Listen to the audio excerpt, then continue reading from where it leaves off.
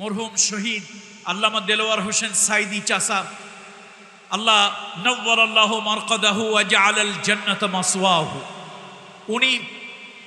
ওনার অনেক খাদেমদের সাথে আলহামদুলিল্লাহ দেশ এবং বাহিরে পৃথিবীর যে কোনো জায়গায় যখনই যাই, হুজুরের প্রথম জীবনের কোনো খাদেমদের সাথে যখন দেখা হয়, হুজুরের প্রথম জীবনের অনেক খাদেম যারা খিদমত করেছেন আল্লামা সাইদি সাহেবের বুকের মধ্যে জড়িয়ে ধরেন, খুব আবেগ নিয়ে ভালোবাসা দেন, অনেক কথা বলেন। তার মধ্যে একটি কথা শুনতে বড়ই ভালো লাগে। মরহুম অধিক রাত করে কখনই তিনি বয়ান করতেন না, এবং যত ব্যস্ততাই থাক কোনো রাতে তার তাহাজ্জুদের নামাজ কাজা হতো না।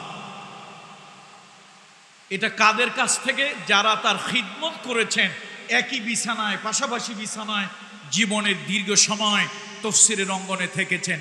আমরা রাত 2টা, 2:30, 3টা পর্যন্ত মাহফিলগুলো করি, এইটা আমাদের একটা ট্র্যাডিশন হয়ে গিয়েছে। আমার মনে হয় এই সংস্কৃতি থেকে আমাদেরকে বের হয়ে আসতে হবে। খুব বেশি রাতে মাহফিল এটা প্রয়োজন নয়।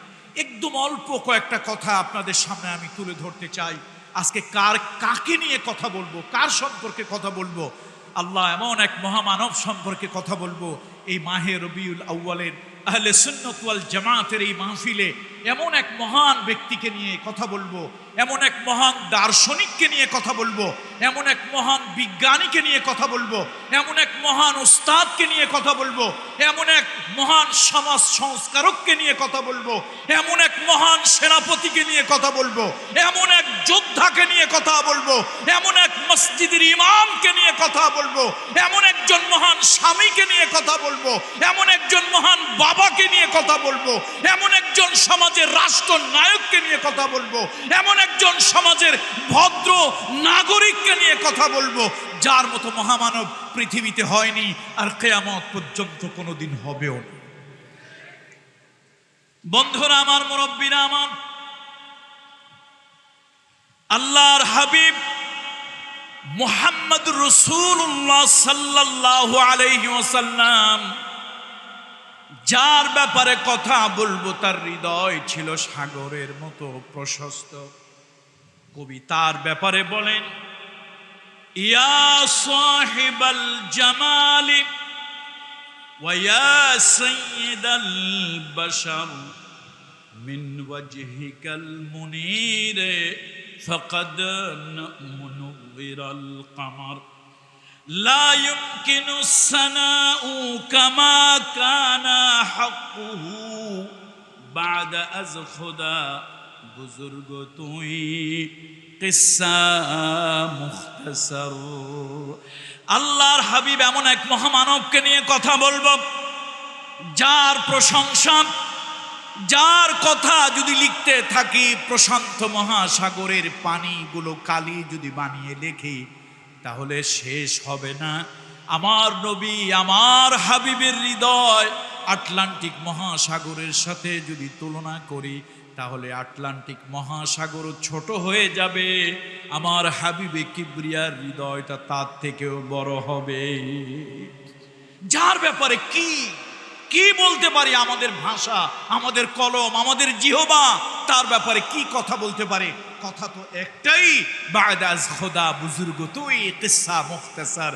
হে হাবিব, আপনি তো এমন মহান ব্যক্তিত্ব, আপনি হচ্ছেন আল্লাহর সৃষ্টির সেই মহান ব্যক্তিত্ব যার প্রশংসা স্তুতি বর্ণনা করে শেষ করা যাবে না, যার প্রশংসা স্তুতি বর্ণনা করে শেষ করা যাবে না। হাবিব, আপনার ব্যাপারে যদি কথা বলতে থাকি বলতেই থাকবো। আল্লাহ তাআলার দুইটা নিয়ামত দেখেন আজিম সম্পর্কে। আল্লাহ তাআলা কোরআনুল কারীমের ব্যাপারে আজিম শব্দ ব্যবহার করেছেন। আল্লাহ তাআলা কোরআনুল কারীমের ব্যাপারে আজিম শব্দ ব্যবহার করেছেন, ওয়ালাকাদ আতাইনাকা সাবআম মিনাল মাসানি ওয়াল কুরআনুল আযীম। আল্লাহ তাআলা বলেন, আমি আল্লাহ তাআলা আজিম কোরআন তোমাকে দিয়েছি। আজিম কোরআন, কোরআনের ক্ষেত্রে আল্লাহ তাআলা আজিম শব্দ ব্যবহার করলেন।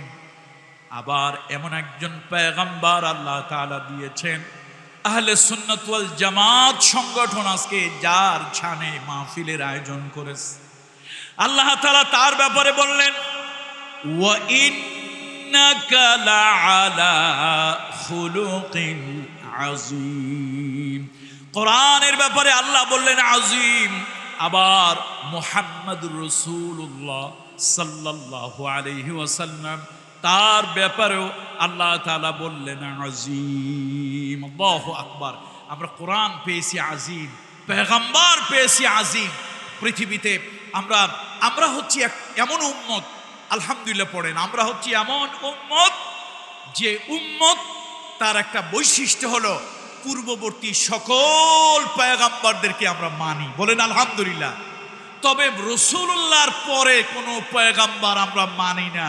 যদি আল্লাহ নবীর পরে নবুয়ত প্রকাশ্যে অথবা ঘুরাইয়া ফিরাইয়া এদিক সেদিক করিয়া কেউ যদি নিজেরে নবী বলে দাবি করে, সে নবী হলো মিসা আর তার কপালে পিসা। কথা ঠিক কিনা বলেন? সে নবী হলো মিসা, বোঝেন তো আঞ্চলিক কথা আর কি, মিথ্যাবাদী নবী, আর তার কপালে লানত, তার কপালে জিল্লত, তার ললাটে অসম্মান। এই জন্য আমরা আঞ্চলিক ভাষায় বলি পিসা। আপনারা কি বলেন চিটাগংয়ের মানুষ? ঝাড়ু আর কি, ঝাড়ু। এই জন্য মুহাম্মদ রাসূলুল্লাহ সাল্লাল্লাহু আলাইহি ওয়াসাল্লামের উম্মত আমরা এমন এক উম্মত, আলহামদুলিল্লাহ এটা আমাদের বৈশিষ্ট্যই আলাদা। আমরা পূর্ববর্তী সকল পয়গম্বরদেরকে আমরা অত্যন্ত সম্মানের সাথে তাদেরকে স্মরণ করি, তাদেরকে মানি, ইজ্জত করি, আলহামদুলিল্লাহ পড়ুন। এই জন্য ডক্টর জাকির নায়েক একটা আলোচনায় বলেছিলেন, আমার এই আলোচনাটা খুব ভালো লেগেছিল। তিনি বলেছিলেন, পৃথিবীতে ইহুদিরা যদি শ্রেষ্ঠত্ব দাবি করে তো আমাদের মতো বড় ইহুদি কেউ নাই। খ্রিস্টানরা যদি শ্রেষ্ঠত্ব দাবি করে আমাদের মতো বড় খ্রিস্টান কেউ নাই। পৃথিবীতে এই জাতি ওই জাতি তারা যতই দাবি করুক, তার কারণ আমরা মুহাম্মদ রাসূলুল্লাহর উম্মত। আমরা প্রত্যেক পয়গম্বরকে তাদের হক অনুযায়ী, আল্লাহ দেওয়া মর্যাদা অনুযায়ী আমরা তাদেরকে যতটুকু বিশ্বাস করি, সম্মান করি, ইজ্জত করি, মহাব্বত করি, পৃথিবীতে অন্য কোনো উম্মত এরকমটি করে না। সুতরাং আমাদের বৈশিষ্ট্যই আলাদা। বলছিলাম, পৃথিবীতে অন্য যত পয়গম্বর এসেছেন, কেউ ছিলেন আঞ্চলিক নবী, ভৌগোলিক এলাকার নবী, কেউ ছিলেন কোনো একটা নির্দিষ্ট ভাষার নবী, কেউ ছিলেন নির্দিষ্ট একটা গণ্ডির নবী। আর মুহাম্মদ রাসূলুল্লাহ সাল্লাল্লাহু আলাইহি ওয়াসাল্লাম, আল্লাহ তাআলা তাকে বানিয়েছেন এমন পয়গম্বর যিনি নির্দিষ্ট কোনো ভাষার নবী নন, নির্দিষ্ট কোনো অঞ্চলের নবী নন। আল্লাহর হাবিব নির্দিষ্ট কোনো গোত্রের জন্য নবী নন। তিনি এমন কোনো পয়গম্বর নন যেই পয়গম্বর আরেকজন আসবে আর তার নবুয়ত, তার ওহী মানসুখ হয়ে যাবে, এরকমটি নন। আমার নবী কিয়ামত পর্যন্ত নবী। আল্লাহু আকবার, আল্লাহু আকবার। সুতরাং সেই নবী মুহাম্মদ রাসূলুল্লাহ সাল্লাল্লাহু আলাইহি ওয়াসাল্লামের অনেক কিছুই আমরা এই রবিউল আউয়াল মাস আসলে পালন করি, অনেক কিছু আমরা স্মরণ করি। কিন্তু বন্ধুরা, মুহাম্মদ রাসূলুল্লাহ সাল্লাল্লাহু আলাইহি ওয়াসাল্লাম শুধু মুহাব্বত পাওয়ার জন্যই পৃথিবীতে আসেননি, তিনি ইতাআত পাওয়ার জন্য, অনুসরণ পাওয়ার জন্য এসেছেন। আল্লাহ তাআলা মুহাম্মদ রাসূলুল্লাহ সাল্লাল্লাহু আলাইহি ওয়াসাল্লামকে শুধু ভালোবাসতে বলেননি, আল্লাহর নবীকে ইত্তেবা করার জন্য, অনুসরণ করার জন্য বলেছেন। আজকে মুসলমানেরা বিভিন্ন ভাগে বিভক্ত হয়ে গিয়েছে। আজকে মুসলমানেরা নানান ভাগে, নানান ফেরকায় বিভক্ত হয়ে গিয়েছে। কেউ তো এই ধারণা করেন রবিউল আউয়াল মাস আসলে শুধু একটা মিছিল করলে, আর শুধু একটা জশ্নে জুলুস করলে, অথবা শুধু নির্দিষ্ট একটা কাজ করলে, এই বাস এটা করলেই হয়ে যাবে, আর কিছু না। হ্যাঁ, রাসূলুল্লাহ সাল্লাল্লাহু আলাইহি ওয়াসাল্লামকে আমরা স্মরণ করব, তার আগমনে আমরা অবশ্যই আনন্দিত হব, যেমনটি হয়েছিলেন রাসূলুল্লাহর সাহাবীরা যতটুকু আনন্দিত হননি, এর বেশি অধিক আনন্দিত হওয়া আমাদের কোনো সুযোগ নাই। কি বলেন, আছে? আল্লাহ নবীকে সব থেকে কারা বেশি ভালোবাসতেন? আপনারা জানেন, এই দুনিয়ার ভিতরে মুসলমানরা রাসূলুল্লাহর জীবনে যত জিহাদ হয়েছে, একটা জিহাদ ছিল বড় কঠিন, একটা যুদ্ধ ছিল বড় কঠিন, তবুকের যুদ্ধ। তবুকের যুদ্ধটা এই জন্য কঠিন ছিল, অনেকের ঘরে খাবার নাই, প্রচন্ড রকম তাপদাহ, পশু পাখিগুলো ঝিম খেয়ে গিয়েছে, খাবারের জন্য খেজুরগুলো গাছের মধ্যে পেকে গিয়েছে। এমন সময় আল্লাহর নবী এলান করে দিলেন, মসজিদে যেরকম নামাজের আজান হয় ওইরকম আজান হলো আল জিহাদ ফি সাবিলিল্লাহ আইয়ুহাল ইখওয়ান, আল জিহাদ ফি সাবিলিল্লাহ। ও মুসলমানেরা, জিহাদের ডাক এসেছে, জিহাদের ডাক এসেছে। কোথায় তোমরা, কে কোথায় আছো? জিহাদের ডাক এসেছে। সাহাবীরা যার যার রেডি হয়ে মসজিদে আসলেন। আল্লাহ নবী বললেন, আমি তোমাদেরকে নিয়ে একটা কঠিন যুদ্ধে যেতে চাই, তোমাদের কার কি আছে তাই নিয়ে আসো। কেউ নাকের ফুল এনে দিল, কেউ কানের দুল এনে দিল। বড় কঠিন অবস্থা। যখন যার যার খাবার, সারা বছরের খাবার, খেজুরগুলো গাছের ভিতরে, প্রচন্ড তাপদাহের কারণে জনজীবন অতিষ্ঠ হয়ে গিয়েছে। এমন সময় একজন মহিলা রাসূলুল্লাহ সাল্লাল্লাহু আলাইহি ওয়াসাল্লামের কাছে এলো। ওই মহিলার কোলের ভিতরে ছোট্ট একটা দুধের বাচ্চা। নবীজির কাছে এসে বলল, ইয়া রাসূলুল্লাহ, ইয়া হাবিবাল্লাহ, শুনেছি আপনি একটা কঠিন যুদ্ধে যাবেন। ইয়া রাসূলুল্লাহ, আমার এই কোলের বাচ্চাটা আপনি গ্রহণ করুন। আল্লাহ রসুল বললেন, ও মহিলা, আমি তো কোনো আনন্দ ফুর্তিতে যাচ্ছি না, আমি তো কোনো বিনোদনে যাচ্ছি না, তাহলে তোমার এই বাচ্চাটা দিয়ে আমি কি করব? মহিলা বলি, ইয়া রাসূলুল্লাহ, আমি নিয়াত করেছিলাম আল্লাহ রসুল যদি পরবর্তী কোনো জেহাদে যায়, রসুল্লাহর জেহাদের বাহিনীর জন্য আমি একটা ঢাল কিনে দেব, আমি একটা তরবারি কিনে দেব, নিয়াত করেছিলাম। ইয়া রাসূলুল্লাহ, আমার স্বামী ইন্তেকাল করেছে, শহীদ হয়েছে, আমার দেওয়ার মতো কিছুই নাই, ঘরে এরকম কোনো সম্পদ নাই যেটা বিক্রি করে রসুল্লাহর জেহাদের জন্য একটা ঢাল কিনে দেই, একটা তরবারি কিনে দেই। ইয়া রাসূলুল্লাহ, আমার মনের আকাঙ্ক্ষা, আমার এই বাচ্চাটা নিয়ে আসছি। এই বাচ্চাটা রাসূলুল্লাহ নিয়ে যাবেন যুদ্ধের ময়দানে। আল্লাহ নবী যখন তকসিম করে দেবেন, বন্টন করে দেবেন, সাহাবীদের ভিতরে তরবারি বন্টন করে দিলেন, ঢাল বন্টন করে দিলেন।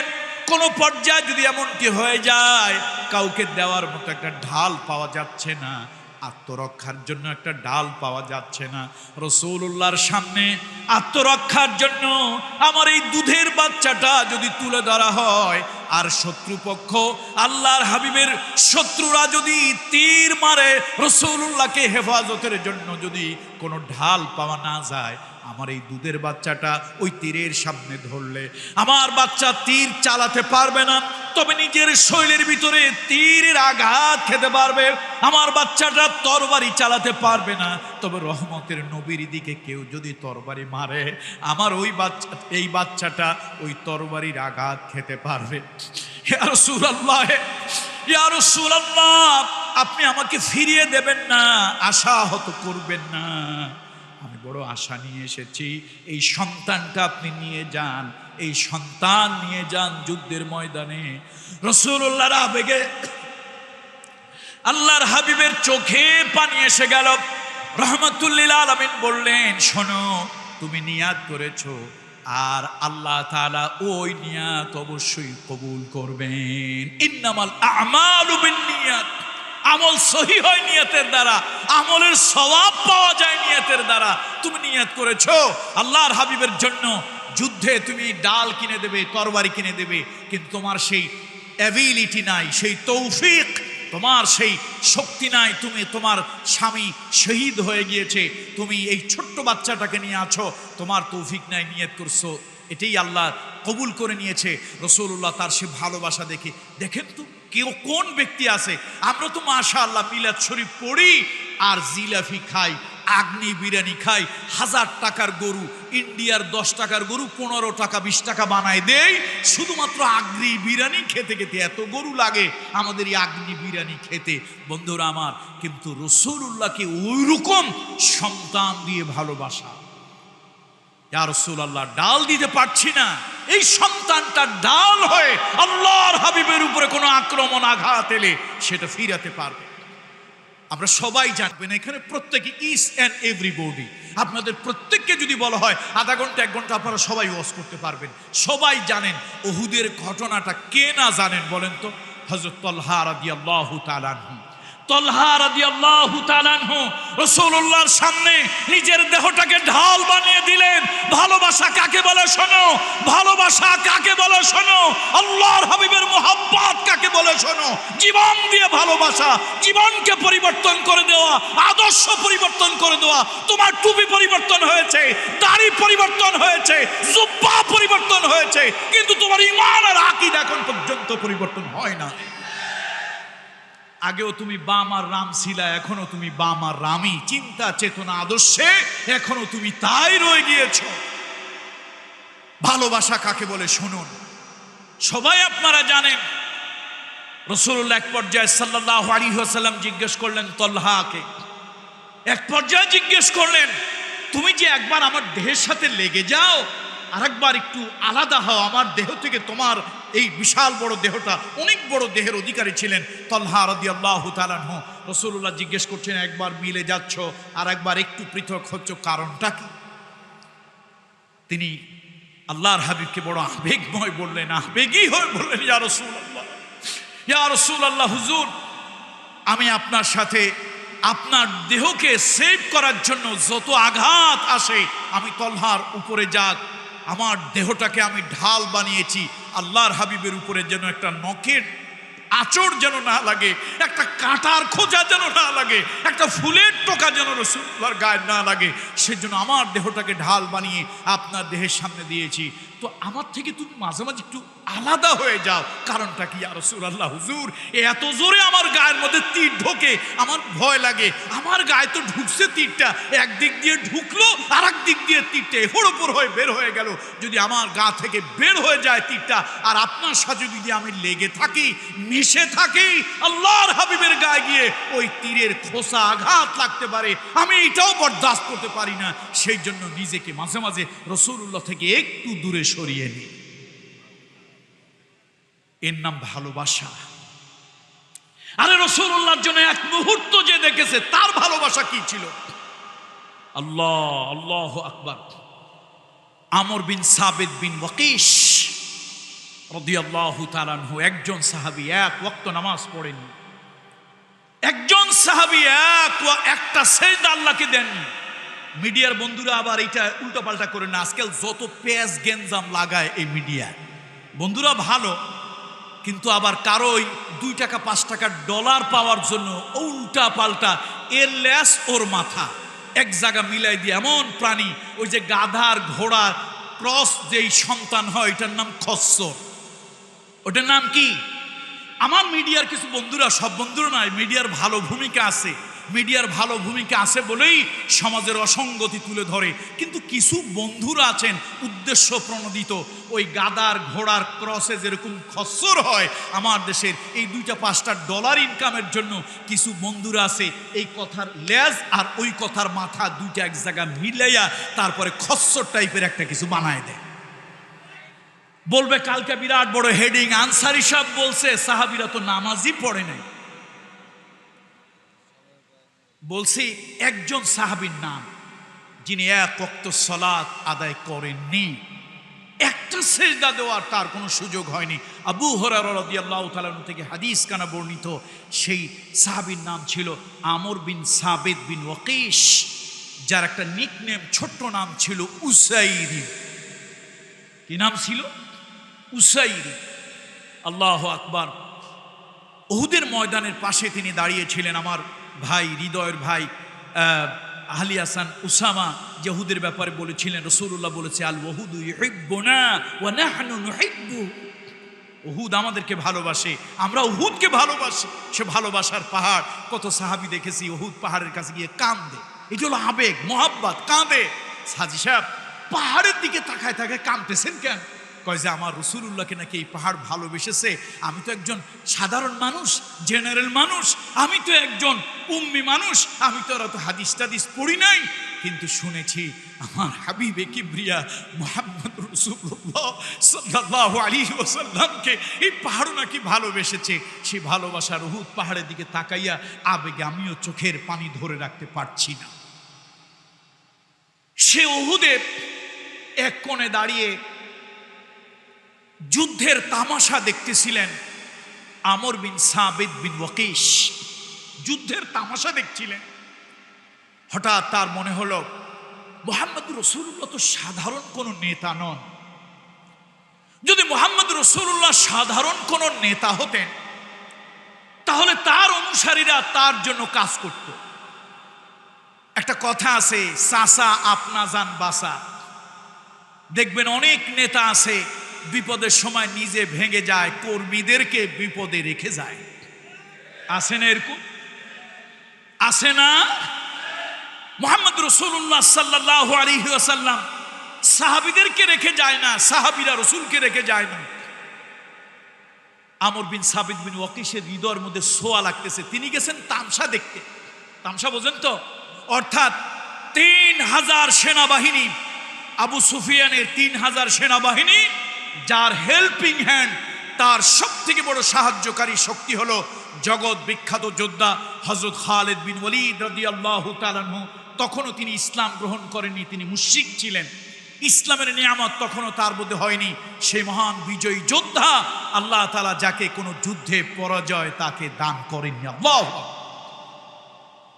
তো এই যুদ্ধ মাত্র 700 লোকের সাথে। 700 কেমনে? মুনাফিকদের সর্দার আবা কাবা জুব্বা জাব্বাওয়ালা একজন ছিল, নাম ছিল আব্দুল্লাহ ইবনে উবাই ইবনে সুলুল। তার লোকজন নিয়ে তো তিনি ভেগে গেলেন। 1000 থেকে 300 চলে গেলে থাকে কয়শো? 700 মানুষ 3000 লোকের সাথে যুদ্ধ করবে, একটা অসম যুদ্ধ। এই জন্য আমি তামাশা শব্দটা ব্যবহার করেছি। ওই উসাইরিম তামাশা দেখার জন্য আসছে যে মুসলমানরা মাইকটা কেমনে খায়, এটা একটু দেখি, কেমনে তারা লাঞ্ছিত হয়। কিন্তু তার বিবেকের পর্দা সরে গেল, তার চোখের সামনে অন্ধত্বের গোড়ামির চশমাটা খুলে গেল। তিনি ভালো করে তাকিয়ে দেখছেন, নিজের বিবেককে তিনি প্রশ্ন করছেন, উসাইরিম, আমর বিন সাবিত বিন ওয়াকিস, ভালো করে শোনো, মুহাম্মদ যদি সাল্লাল্লাহু আলাইহি সাল্লাম জগতের সাধারণ একজন নেতা ব্যক্তি যদি হতেন তাহলে এই মানুষগুলো তার জন্য এরকম পাগল পারা হয়ে যেত না। লক্ষ্য করে দেখো, জীবন দিতে প্রস্তুত, আল্লাহর নবীর গায়ে একটা ফুলের আঁচড় না লাগুক সবাই চাচ্ছে। উসাইরিম, আর কতকাল তুমি অন্ধকারে থাকবা? মুহাম্মদের দাওয়াত কতদিন তুমি ইগনোর করবে? কতদিন তুমি আর নিজেকে এর থেকে দূরে রাখবে? দেখো, তুমি মনে করো অন্যান্য নেতারা যেরকম, মুহাম্মদ সাল্লাল্লাহু আলাইহি ওয়াসাল্লাম তিনিও বোধহয় ওরকম। তিনি অন্যান্য নেতাদের মতো নয়, ইসলাম অন্য পার্টির মতো নয়, ইসলাম অন্য দিনের মতো নয়। উসাইরিম, তোমার বিবেকটা এখনো জাগ্রত করো। এই বলে তামসা দেখতে আসছিলেন, যুদ্ধ দেখতে আসছিলেন। তার কারণ হলো যুবক যারা, তাদের মধ্যে একটা কিউরিসিটি থাকে। দেখবেন পুলিশে আর্মিতে মারামারি গন্ডগোল লাগছে, আর যুবকেরা যে কি পারে তা তো আমরা বুঝেছি। মাশাআল্লাহ, 24-এর 36 জুলাই বুঝেছি এই তরুণ সমাজ কি পারে। কতজন অহংকার দাম্ভিকতা প্রদর্শন করেছিল, খালি কয় খেলা হবে খেলা হবে, কিন্তু ফাইনাল খেলা শুরু হওয়ার আগেই সেমিফাইনালে বোরকা পরে বিদেশ পাড়ি দিলেন। তারা আবার বড় বড় গলায় বলে খেলা হবে খেলা হবে। এরকম আছে না কিছু লোকজন? কিছু লোকজন তো আছে। এখন উসাইরিমের চিন্তা হলো, আমার যত নেতাদের সাথে পরিচয়, যত কর্মীদের সাথে পরিচয়, উল্লুক ভাল্লুক মার্কা নেতা আর তাদের কিছু অনুসারী, মুহাম্মদ আর তার অনুসারী সাল্লাল্লাহু আলাইহি ওয়াসাল্লাম রিদওয়ানুল্লাহি তাআলা আলাইহিম আজমাইন, তার এবং তার সাহাবীদের এদের স্বভাব চরিত্র, কাজ কারবার এটা একটু অন্য, একটু ভিন্ন রকম মনে হচ্ছে। এবার উসাইরিম নিজেকে প্রশ্ন করছে, তুমি সাধারণ যে জ্ঞানের ভিতরে চিন্তায় আছো সে চিন্তা বাদ দাও। উনি একটা দৌড় মারলেন বাড়িতে, দৌড়ায় চলে গেলেন বাড়ি গিয়া যুদ্ধের পোশাক পরিধান করলেন, দ্রুতগামী ঘোড়া নিলেন, তরবারি নিলেন, ঢাল নিলেন, উহুদের মাঠে চলে আসলেন। ইচ্ছে হলো এমন একজন মহামানব, ভালো মানুষ মুহাম্মদ রাসূলুল্লাহ এবং তার সাহাবীরা, আজকে তারা এইভাবে মার খাবে, এটা হতে পারে না। আমি আজকে যে কোনো ভাবেই হোক এমন একজন ভালো মানুষ, মহামানব, তার পক্ষে আমি কাজ করব। এই বলে তিনি যুদ্ধের ময়দানে ঝাঁপিয়ে পড়বেন। হঠাৎ তার মনে হলো, আমি যদি মরে যাই তাহলে কি আমি কোন ধর্মের অনুসারী হয়ে মারা যাব? তিনি এই চিন্তা করতে করতে আকাশের দিকে তাকালেন, তাকায় বলেন, ও আকাশের মালিক আল্লাহ, আমি তোমার হাবিব, তোমার নবী মুহাম্মদ রাসূলুল্লাহর উপরে ঈমান আনলাম, তাকে নবী বলে বিশ্বাস করলাম, আর তুমি আল্লাহর প্রতি ঈমান আনলাম।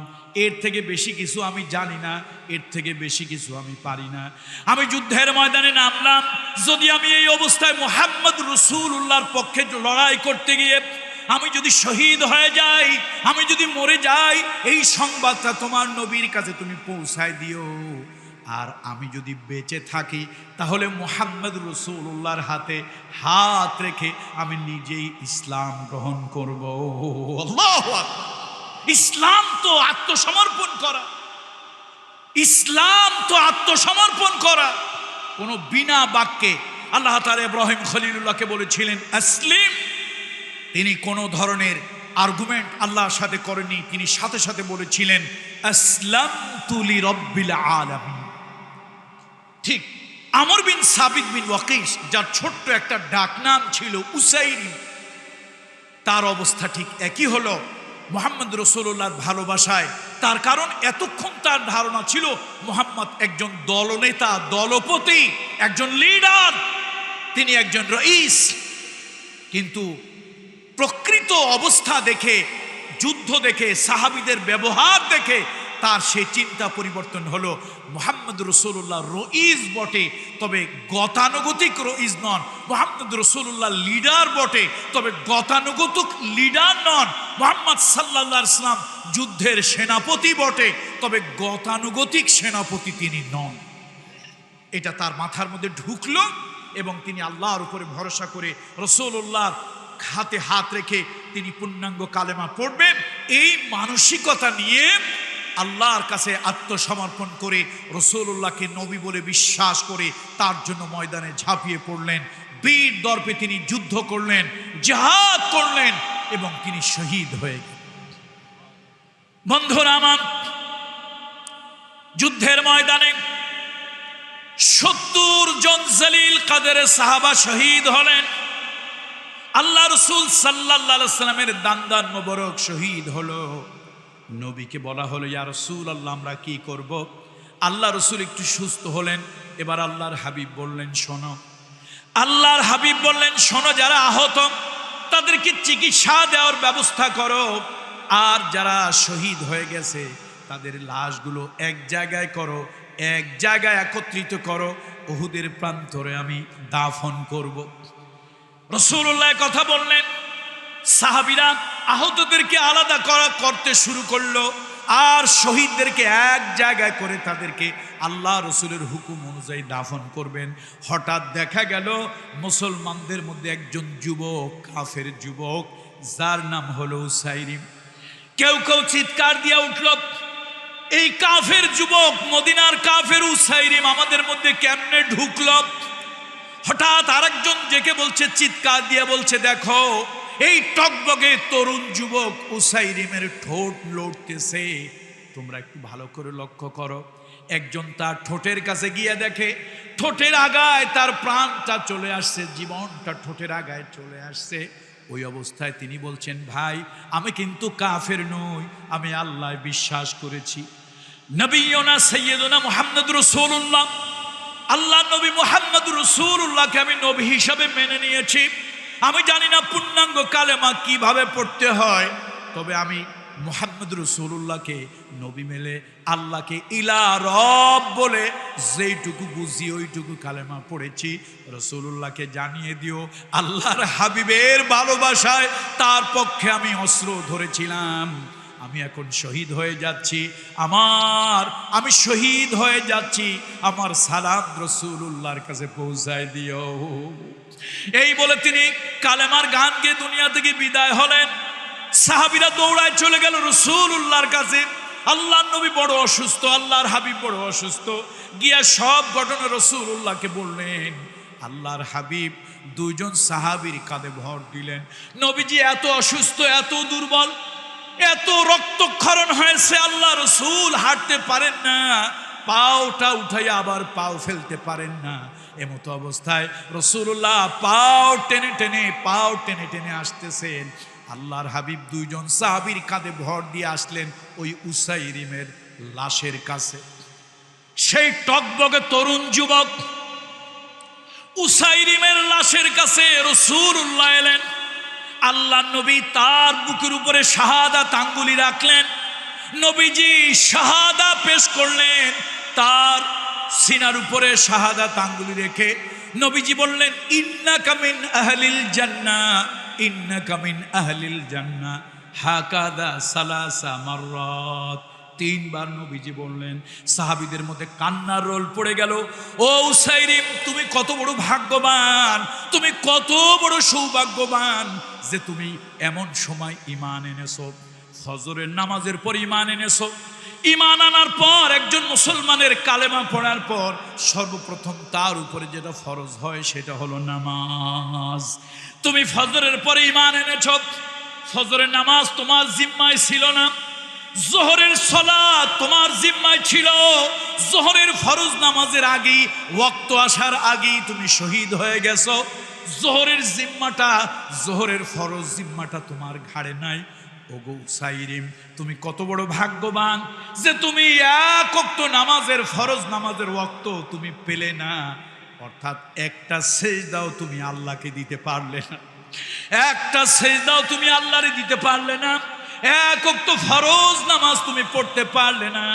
কিন্তু নবী মুহাম্মদ রাসূলুল্লাহ সাল্লাল্লাহু আলাইহি ওয়াসাল্লাম তার ভালোবাসায়, দ্বীনের জন্য রাসূলের ভালোবাসায় জীবন উৎসর্গ করে দিলে। আর নবীজি এত কষ্টের ভিতরে তোমার বুকের উপরে, সিনার উপরে আঙ্গুল রেখে আল্লাহ রাসূল শাহাদা পেশ করেছেন। আল্লাহু আকবার। এই জন্য বলছি, সাহাবীদের ভালোবাসা আর আমাদের ভালোবাসা, আমাদের ভালোবাসা মেকি ভালোবাসা, আর্টিফিশিয়াল ভালোবাসা। লা ইউমিনু আহাদুকুম, রাসূলুল্লাহ স্পষ্ট বলেছেন, তোমার সব কিছুর থেকে যতক্ষণ পর্যন্ত অধিক ভালোবাসার পাত্র আমি না হব, ততক্ষণ পর্যন্ত তুমি তো মুমিন হতে পারবে না। ভালো নবীকে বাসতে হবে। তবে কুল ইন কুনতুম তুহিব্বুনাল্লাহ ফাত্তাবিউনি ইউহিব্বুকুমুল্লাহ। দেখুন, পৃথিবীতে একজন মাত্র মহামানব। ভালো করে শোনেন, ভালো করে শোনেন, উল্টা বুঝবেন না, উল্টা শুনবেন না। কিছু মানুষের চরিত্র হলো শোনে একটা, বলে বেড়ায় আর একটা। কি ঠিক না? উল্টা শুনবেন না, ভালো করে শোনেন, কান খুলে শোনেন। নবীকে অবশ্যই মহাব্বত করতে হবে, কোনো সন্দেহ নাই, কোনো সন্দেহ নাই, কোনো সন্দেহ নাই। আল্লাহর কসম, ওয়াল্লাহি বিল্লাহি তাল্লাহি ওয়াল্লাহি রব্বুল কাবা, কাবার মালিক আল্লাহর নামে কসম, মুহাম্মদ রাসূলুল্লাহ সাল্লাল্লাহু আলাইহি ওয়াসাল্লামকে ভালোবাসতে হবে, কোনো সন্দেহ নাই। কিন্তু মুহাম্মদ রাসূলুল্লাহ এমন নবী যারে শুধু ভালোবেসে জান্নাতে যাওয়া যাবে না। শুধু ভালোবেসে কি করা যাবে না? যদি শুধু ভালোবেসে জান্নাতে যাওয়া যেত, তাহলে আবু তালেবের থেকে বেশি ভালোবাসা রাসূলুল্লাহকে কেউ দেয়নি আর দিত না। আমার নবীকে ভালোবাসতে হবে, এটা কোনো সন্দেহ আছে? বলেন, কোনো সন্দেহ আছে? আবার ও আজকালকে উল্টো বুঝবেন না। ওই যে মরহুম শহীদ আল্লামা দিওয়ার হোসেন সাইদি সাহেব হুজুর ওয়াজ করছিলেন, সে ওয়াজ তখন বোধহয় আসফুর রাবে বা আসফুল খামেস, এই চতুর্থ পঞ্চম শ্রেণীর ছাত্র, ওয়াজ মনে আছে। ব্রিটিশ পিরিয়ডের কথা। এক লোক তার শত্রুর খালি কথা ধরে, শত্রুর ভুল ধরে, শত্রু যা বলে তাই শুনে আবার এটা অন্যর কাছে লাগায়। তো বাজারে গেছে, শত্রুর মেয়ে ধুমধাম করে বিবাহ দিয়েছে, ওনারে দাওয়াত দেয় নাই। আচ্ছা, বিবাহতে কি শত্রুরে দাওয়াত দেবে? দাওয়াত দিলে আবার কোন জায়গার জিলাপি কোন জায়গা নিয়ে ঠেলে দেয়, তার তো ঠিক নাই। এই জন্য দাওয়াত দেয় নাই। তো একজন জিজ্ঞেস করছে, ভাই এত জাকজমক করে 2-4টা গরু টরু দিয়া এই যে মেয়েটারে বিয়া দিলেন, খরচ হইল কত? ব্রিটিশ পিরিয়ডের কথা। খরচ হইল কত? গরু কাটলেন, ছাগল জবা করলেন, মুরগি জবা করলেন, বিশাল ধুমধামে খাবার দিলেন, এত বড় রাজকীয় আয়োজন, খরচ হয়েছে কত? বলে 3 কম 300। খরচ কত হয়েছে ভাই? কথা কয় না লোকেরা। আগের যুগের মানুষ বেশি হইলে 20 হিসাব করছে। 20 টাকার উপরে হিসাব লাগেই না, 20 টাকার উপরে হিসাব লাগেই না। আর যারা একটু জমিদার টাইপের, তারা হয়তো 7-এর হিসাব করছে। 1000 টাকা তো অনেকে চোখেই দেখে না। প্রশ্নই আসেন, যখন 1 আনা 2 আনা চাউলের মন, তো তখন এইরকম আসবে কোথা থেকে? তো এই বিশাল বড় জমিদারি খরচ, ধুমধাম বিয়ে, খরচ কত হয়েছে ভাই? কথা বলে না লোকেরা, কত হয়েছে? 3 কম, মানে 300 টাকা থেকে কয় টাকা কম? 3 টাকা কম। তো শত্রু তো পাশে আছে, শত্রু আর একদিকে তাকায় আছে, কিন্তু কানটা কোন দিকে? ওই শত্রুর দিকে। তো সে তো শুনছে। এখন শত্রুর চরিত্র হলো প্রত্যেক কথারই তো আর এক লোক, তার লোকজনের কাছে গিয়ে বদনাম দুর্নাম করা। তাকে শোনো মিয়া, কি আর বলবো, ও যে আমার শত্রু, ওরে তো সোজা আমার করে লাগে না, সোজা তো আল্লাহ করছে। ওর মাইয়া বিয়া দিছে, গভর্নমেন্ট তার উপরে ধরছে ইনকাম ট্যাক্স। তাহলে মেয়ে বিয়া দিছে, খরচ হয়েছে কত? খরচ হয়েছে 3 কম 300। আর উনি আর একদিকে তাকাইয়া শত্রুর ভুল ধরার জন্য ভিন্ন মানসিকতা নিয়ে শুনছে। এই জন্য উনি শুনছে ইনকাম ট্যাক্স। অর্থাৎ ইনকাম ট্যাক্সের কোন অফিসার আসছিল, এত ধুমধাম করে বিবাহ খরচ করার কারণে তার উপরে একটা ইনকাম ট্যাক্স গভর্নমেন্টের পক্ষ থেকে ধার্য করা হয়েছে। গ্রাম্য ভাষায় ওটা হলো ইনকাম ট্যাক্স। তাহলে খরচ হয়েছে 3 কম 300। বেটায় বলে বেড়াইছে, আমার শত্রুরে সোজা আমার করে লাগে নাই, সরকারই সোজা করে দিছে। তার মেয়ের বিবাহ ধুমধাম করে দিয়েছে, আর সরকারের পক্ষ থেকে কি হয়েছে? ইনকাম ট্যাক্স হয়ে গেছে। তো এখন এরকম কিছু লোকজন কালকে আবার না বড় বেলায় যে আনসার হিসাব তো পীরজাদা, পীরের ছেলে, তার বাপেরও তো লক্ষ হাজার মুরিদ ছিল। তো এরকম একটা বেঈমান হয়ে গেল সে। কি আরে তারা নাম দিছে আহলে সুন্নাত ওয়াল জামাত, কিন্তু দেখো আকীদা কত খারাপ। যে বলছে রাসূলুল্লাহকে নাকি ভালোবাসা যাবে না।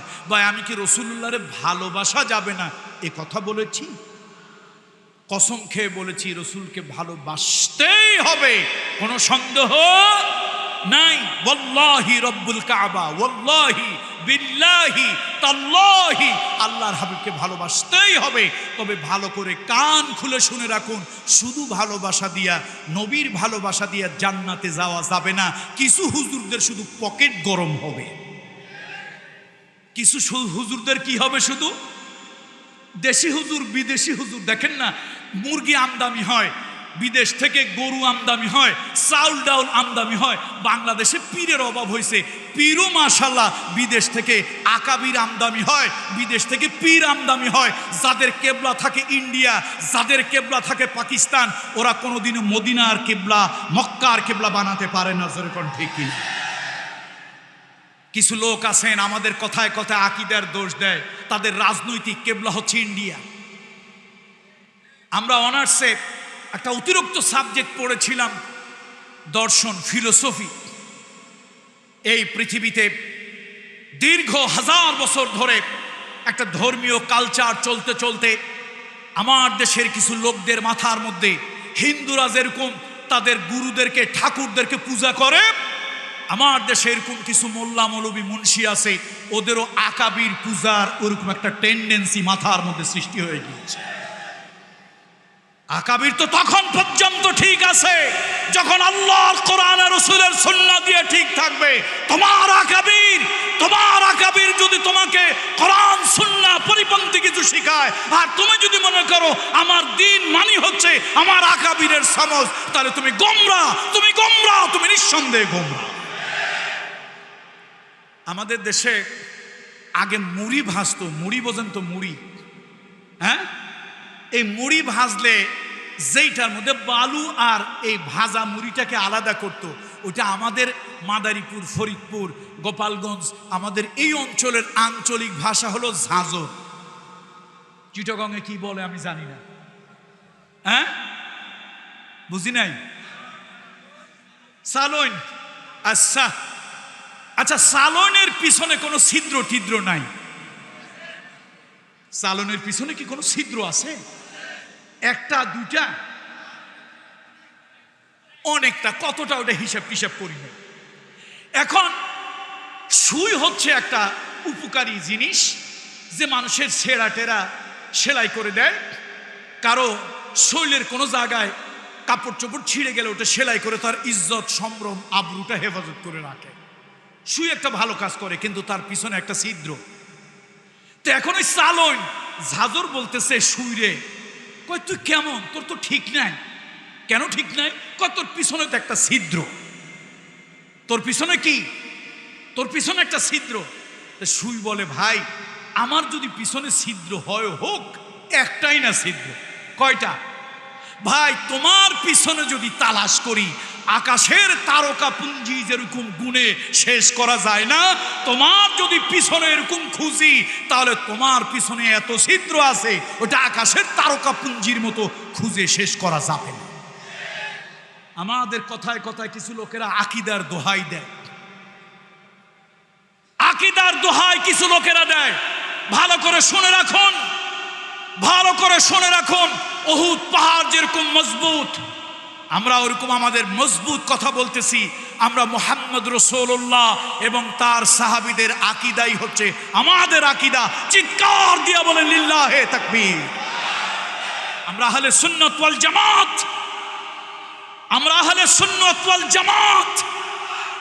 আমাদের আকীদা কোনো বিশেষ ব্যক্তির আকীদা নয়, কোনো ঠাকুর পুরোহিতের আকীদা নয়, কোনো আকাবিরের আকীদা নয়।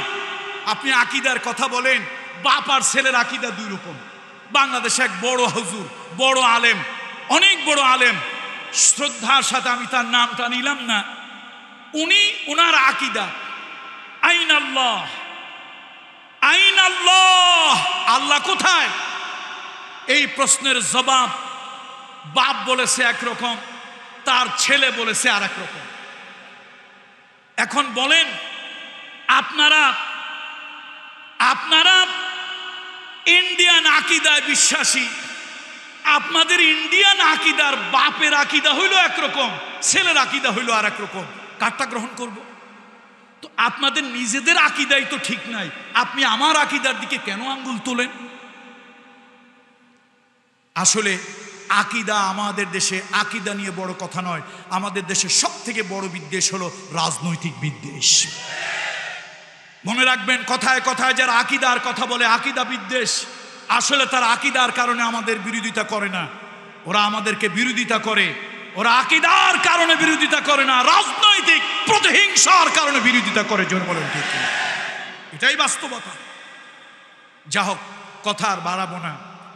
এক মহান দার্শনিক, ফিলোসফার, এক মহাবৈজ্ঞানিক, এক মহান শিক্ষক, ইন্নামা বুইস্তু মুআল্লিমান, এক মহান শিক্ষক, এক মহান সেনাপতি, নিজে যিনি যুদ্ধ করেছেন, নিজে এক মহান রাষ্ট্রনায়ক, যিনি শুধু মসজিদের ইমাম ছিলেন না, রাষ্ট্র পরিচালনা করেছেন। স্বজন প্রীতি, আত্মীয়করণ, দলীয়করণ তার কাছে ছিল না। রাসূলুল্লাহ সাল্লাল্লাহু আলাইহি ওয়াসাল্লাম, আল্লাহর হাবিব, মদিনায় রাষ্ট্রপ্রধান হলেন।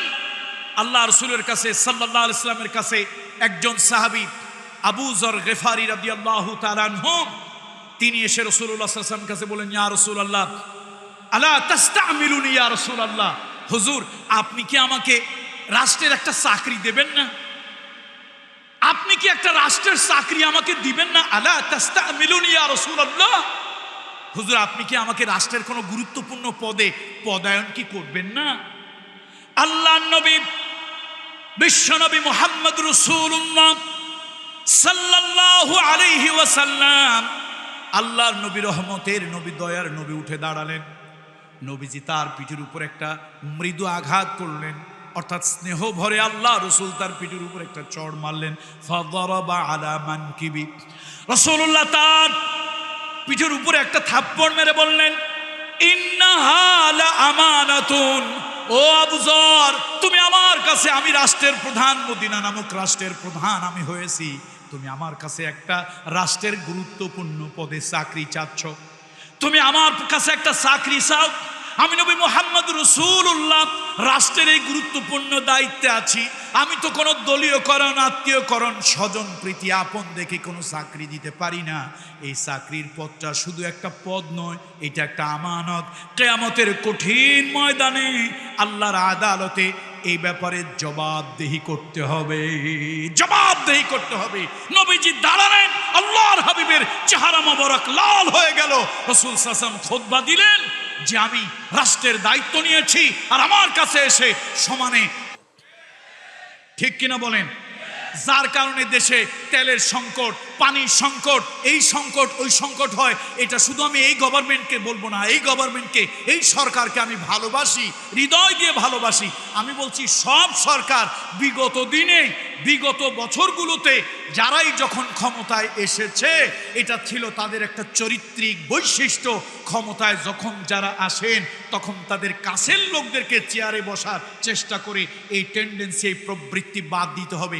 আমি একটা গল্প বলছিলাম, সম্ভবত আপনাদের এই চট্টগ্রামে অনেক জায়গায় গল্পটা বলেছি, একটু সংক্ষেপে না বললে বোধহয় কথাটা অপূর্ণাঙ্গ থেকে যাবে। এক বাদশার ইচ্ছা হয়েছিল তিনি নৌকা ভ্রমণে যাবেন, সমুদ্র বিহারে যাবেন, নৌ বিহারে যাবেন। উজিরে আলা অর্থাৎ প্রধানমন্ত্রীকে ডেকে বলেছিলেন, জ্যোতিষীদের কাছে জিজ্ঞেস করো আবহাওয়া যেই দিন ভালো আমি সেই দিন যাব।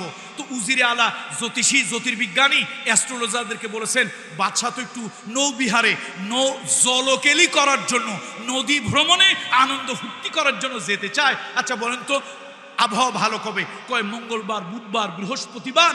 আবহাওয়া গুনে দেখলাম আছে চমৎকার। ভালো কথা।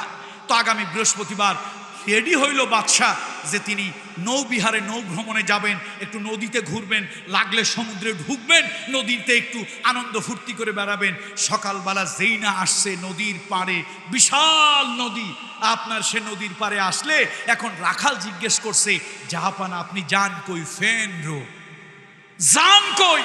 কয় যাইতেছে একটু নদীতে নৌবিহারে আনন্দ করতে। কয় যাবেন না, আজকে ঝড় বৃষ্টির সম্ভাবনা আছে। কয় তুই লেখাপড়া কদ্দূর করছিস? কয় না আমি লেখাপড়া করি নাই। বাদশার মেজাজ খুব গরম হয়েছে, বেটা তুই লেখাপড়া করস নাই, 50,000 টাকা রুপি বেতন দিয়া আমি জ্যোতিষী জ্যোতির্বিজ্ঞানী রাখি, ওরা বলছে আবহাওয়া ভালো আর তুই আবহাওয়া খারাপ। মেজাজ খুব গরম হয়েছিল, কিন্তু ঠান্ডা করে নৌকায় উঠে গেল। সারাদিন ঘুরলো, বিকালবেলায় আকাশে ঘন কালো মেঘের ঘনাঘটা, সন্ধ্যাবেলা গুড়ি গুড়ি বৃষ্টি, রাত সন্ধ্যা মাগরিব পার হয়ে যেতেই মুষালধারে বৃষ্টি শুরু হয়ে গেল। বাদশাহ ভিজে কাউয়ার ছায়ের মতো হয়ে গেল, মেজাজ খুব গরম, মেজাজ খুব। কোনো মতে নৌকাটা তীরে আনলো, চলে গেল বাদশাহ রাজ দরবারে। মেজাজ খুব গরম, চাকরি যে আজকে কত লোকের যাবে তার তো ঠিক নাই। সকালবেলায় বাদশাহ কোনো মতে সর্দি ঠান্ডা কাশি নিয়ে রাজ চেয়ারে এসে বলে আই উজির আলা লব্বাইক আনা হেনা, আনা হেনা, আমি তো এখানে আছি, বলুন বলুন স্যার কি বলতে চান বলুন। কয় যে তোর চাকরি তো তোর গর্দান যাবে আর তোর জ্যোতিষীদের চাকরি যাবে। ওই রাখালে ডাক, তো রাখালে ডেকে আনছে। কারে ডেকে আনছে ভাই? রাখালে ডেকে আনছে। এই জ্যোতিষী তোমাদের কথা ঠিক হইল না কেন? কয় যে স্যার আমরা তো আর আল্লাহ না, খোদা না, রব না, সৃষ্টিকর্তা না, আমরা আন্দাজ অনুমানের উপর ভিত্তি করে বলি, কিছু সঠিক কিছু বেঠিক হতেই পারে। আমরা তো বলছিলাম আবহাওয়া তো 2 দিন ভালো ছিল আন্দাজের উপরে, শেষের দিন হয়তো ভালো ছিল না। কয় তোদেরটা হইল না, তাহলে এই রাখালের কথা কেমনে হইল? ওর তো কোনো পড়াশোনা নাই, তা তোদেরকে আর চাকরি দিয়ে লাভ? কে রাখাল? তুই হলি আমার রাজ্যের আবহাওয়া অফিসার, তোর বেতন 50,000 রুপি। এখন রাখাল কয় হুজুর কোন কি, আমি তো সিগনেচার জানি না, কলম ধরতে পারি না। আর বেটা রাখ, তুই কলম ধরতে পারিস না তো হইছে কি? তোর কথা তো সঠিক। কয় স্যার কথা যেটা তো আমি বলি না, এটা বলছে আমার ছাগলে। কে বলছে? আমার ছাগলে বলছে। আরে তোর ছাগল তো বড় মজার কথা, ছাগলে কেমনে বললো? স্যার আমার তো ছোট্টবেলা বাপ মারা গেছে, তা আমার মা কাঁদে। গ্রামের একটা মুরব্বী এসে বললো কান্দিস না, তোর তো ত্রিভুবনে কেউ নাই, এই ছেলেটা আমার কাছে থাকুক, আমার গরু ছাগল চড়াবে, ও যতদিন দুনিয়ায় থাকে ওর যা লাগে বাবা হিসাবে, গার্জিয়ান হিসাবে আমি দেখবো দেব। তো বিয়ে শাদী করাইছে, আমারে বেতন দেয়, খাবার দেয়, যা লাগে তাই দেয়, সব কিছু। এই দীর্ঘ 34-35 বছর ধরে আমি এই নদীর ধারে ছাগল চড়াই, দুম্বা ভেড়া বকরি চড়াই। তো আমার এই ছাগল চড়াইতে চড়াইতে একটা প্রাকৃতিক শিক্ষা হয়েছে, যেদিন প্রকৃতিতে, যেদিন আবহাওয়ায় সাধারণ কোনো অসাধারণ ঘটনা ঘটবে, কোনো প্যান্ডামিক সিচুয়েশন, কোনো ডিজাস্টার, কোনো সাইক্লোন, কোনো টর্নেডো, কোনো তুফান হবে, আমি দেখি ছাগলগুলি অস্থির হয়ে যায়, ভ্যা ভ্যা করে ডাকে আর ঘন ঘন মোতে। তো আজকে সকালবেলায় ছাগলগুলি ভ্যাঁ ভ্যাঁ করে যেইভাবে ডাকতেছিল আর ঘন ঘন প্রস্রাব করতেছিল, আমি ধারণা করে নিছি আজকে এরকম একটা কিছু হবে। এই জন্য জাহাপান আপনারা নিষেধ করছিলাম। বাদশাহ কয় তোরা যাই বলিস ভাই, আসল শিক্ষিত কিন্তু আমি পাইছি। এই উজিরে আলা কারো দরকার নাই, ওর এই পালের থেকে ভালো জ্ঞানী গুণী দেখে 5টা ছাগল নিয়ে আসো, বেতন তাদের 10,000 রুপি করে, 5টা ছাগলের 5টা চেয়ার দাও, এই 5 চেয়ারে তাদেরকে পদায়ন করা। হয়তো গল্প এটা সঠিকও হতে পারে, বানানো হতে পারে, আল্লাহু আলাম। গল্প মানে খবর, সঠিকও হতে পারে, বেঠিকও হতে পারে। তবে গল্প সঠিক আর বেঠিক যাই হোক না কেন, তো বিষয়টা কিন্তু আসল। সেই বাদশা দুনিয়া থেকে চলে গেছে, কিন্তু রাষ্ট্রীয় গুরুত্বপূর্ণ পদে ছাগলদের পদায়ন আগেও বন্ধ হয় নাই, এখনো বন্ধ। গুরুত্বপূর্ণ পদে ছাগলদের পদায়ন আছে না নয়? সুতরাং দয়া করে ছাগলদেরকে পদায়ন করবেন না, রাষ্ট্র কিন্তু সর্বনাশ হয়ে যায়। মুহাম্মদ রাসূলুল্লাহ সাল্লাল্লাহু আলাইহি ওয়াসাল্লামের কথা বলতেছিলাম। যা কার কথা বলবো ভাই? কোরআনের কথা যেরকম দুই এক বাক্যে শেষ করা যাবে না, মুহাম্মদ রাসূলুল্লাহ কোরআনের জীবন্ত ব্যাখ্যা, তার কথাও দুই এক কথায় শেষ করা যাবে না। বলছিলাম আমার নবী রাষ্ট্রনায়ক, আমার নবী দার্শনিক, আমার নবী বৈজ্ঞানিক, আমার নবী সেনাপতি মুহাম্মদ রাসূলুল্লাহ সাল্লাল্লাহু আলাইহি ওয়াসাল্লাম। তার কথা সহজে বলে শেষ করা যাবে না। সেই নবীর আজকে এই মিলাদুন নবী উপলক্ষে, রাসূলুল্লাহ সাল্লাল্লাহু আলাইহি ওয়াসাল্লামের জন্ম উপলক্ষে, আল্লাহর হাবিবের এই ধুলির ধরায় আগমন উপলক্ষে আহলে সুন্নাত ওয়াল জামাত এ মাহফিলের আয়োজন করেছে। আমি বলবো, আসুন আমরা যারা রাজনীতি করি মুহাম্মদ রাসূলুল্লাহকে গ্রহণ করি, আমরা যারা ব্যবসা করি মুহাম্মদ রাসূলুল্লাহকে গ্রহণ করি, আমরা যারা শিক্ষাবিদ শিক্ষা গ্রহণ করি মুহাম্মদ রাসূলুল্লাহকে, তার আদর্শ গ্রহণ করি। জীবনের যত দিক আছে, বিভাগ আছে, আল্লাহর হাবিবের আদর্শ যদি গ্রহণ করি, দুনিয়ায় শান্তি নেমে আসবে। কথা শেষ করে দিচ্ছি, কথা আর বাড়াবো না। শুধু একটা কথা বলবো, মাইকের আওয়াজ যারা শুনতেছে অধিকাংশ ব্যবসায়ী, অধিকাংশ কি ব্যবসায়ী ভাইদেরকে বলি, মুহাম্মদ রাসূলুল্লাহ আপনাদের কথা ভুলে যান নাই। শোনেন, ইসলামের দাওয়াত দেওয়ার সব থেকে বড় একটা মাধ্যম হলো ব্যবসা আর তিজারত। মুহাম্মদ রাসূলুল্লাহ মা খাদিজার কাছে নিজের সৌন্দর্য তুলে ধরেছিলেন, চারিত্রিক সৌন্দর্য। কিসের মাধ্যমে তুলে ধরেছিলেন বলুন তো? ব্যবসার মাধ্যমে, ব্যবসার মাধ্যমে তুলে ধরেছিলেন। মা খাদিজা আল্লাহ রাসূলের আমানতদারি, দিনদারি এই ব্যবসার মাধ্যমে দেখেছিল। ব্যবসা একটা অন্যতম মাধ্যম, দাওয়াতের অন্যতম একটা মাধ্যম হলো ব্যবসা। শুধু তাই নয়, রাসূলুল্লাহ একবার বাজারে গেলেন, আল্লাহ নবী বাজারে গিয়ে দেখেন খাদ্যের ভালো ভালো জিনিসগুলো উপরে দেওয়া, মন্দ জিনিসগুলো নিচে দেওয়া।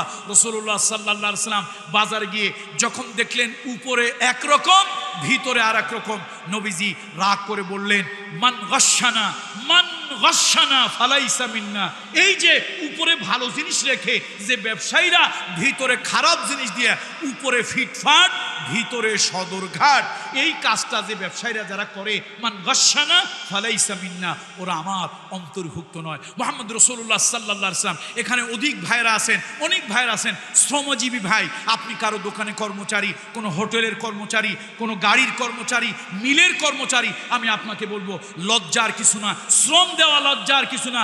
হযরত মুসা আলাইহিস সালাতু ওয়াস সালাম, শোয়েব আলাইহিস সালাম, আমি গত 2 বছর আগে সে শোয়েব আলাইহিস সালামের কবর জিয়ারত করার মানে জর্ডানে গিয়েছিলাম।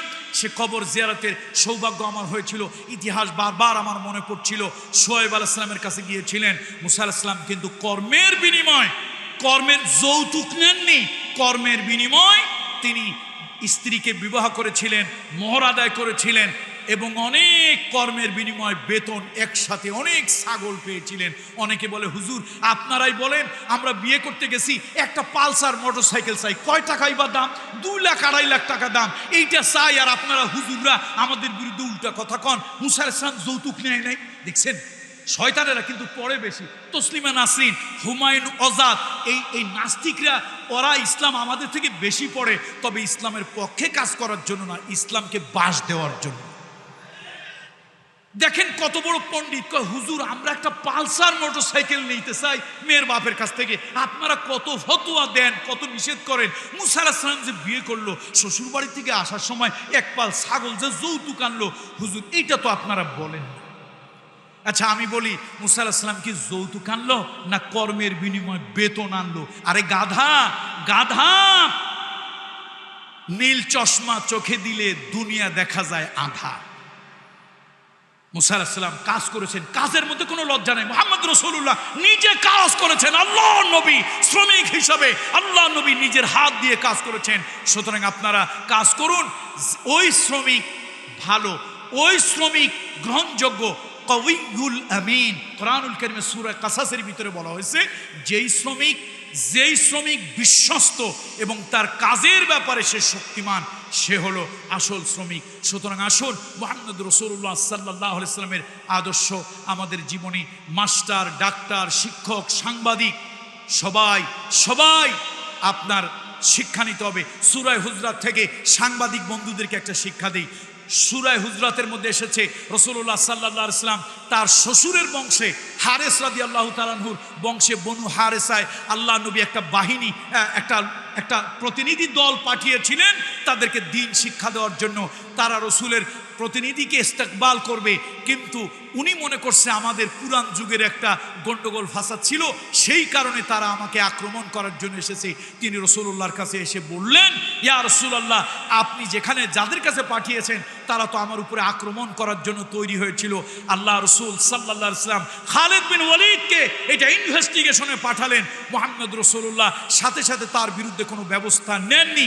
সাংবাদিক বন্ধুরা যারা মাহফিলের মাইকের আওয়াজ চতুর্দিকে শুনছেন, কোরআনুল কারীম 49 নম্বর সূরা, সম্ভবত 6 নম্বর আয়াত, এই আয়াত থেকে আপনারা শিক্ষা গ্রহণ করুন। ইন জাআকুম ফাসিকুম বিনাবাইন ফাতাবাইয়িনু। আল্লাহর কোরআন বলেছে সংবাদ একটা শুনলেই উদুর পিণ্ডি বুদুর ঘাড়ে চাপিয়ে দেবেন না। একজনের সংবাদ হলুদ সাংবাদিকতা করে আর একজনের নামে চাপিয়ে দেবেন না। রাসূলুল্লাহ সাল্লাল্লাহু আলাইহি ওয়াসাল্লাম যদি আল্লাহ নবী ওই সাহাবীর কথা মতো বনু হারেসায় আল্লাহ নবী অভিযানে পাঠাতেন, তাহলে রাসূলুল্লাহর ক্ষতি হতো, ওই বনু হারেসার ক্ষতি হতো। এক কথায় ইসলামের ক্ষতি হতো। বনু হারেসাও ইসলাম গ্রহণ করেছে আর নবীজিও মুসলমানদেরকে পাঠিয়েছে, ক্ষতি ইসলামের হতো। আজকে আমরা এই হলুদ সাংবাদিকতার কারণে অনেক ক্ষতির মুখোমুখি হই। তাহলে ব্যবসায়ী বন্ধুরা রাসূলুল্লাহ থেকে আদর্শ নেব, আমার সাংবাদিক বন্ধুরা রাসূলুল্লাহ থেকে আদর্শ নেব। পারিবারিক জীবনে স্বামী স্ত্রীর ভালোবাসা সম্পর্ক ধরে রাখার জন্য রাসূলুল্লাহ থেকে আদর্শ নেব। ব্যবসায়িক সকল ক্ষেত্রেই আল্লাহ তাআলার হাবিব থেকে আমরা শিক্ষা গ্রহণ করব। আল্লাহ আমাদেরকে সে শিক্ষা গ্রহণ করার তৌফিক দান করুন।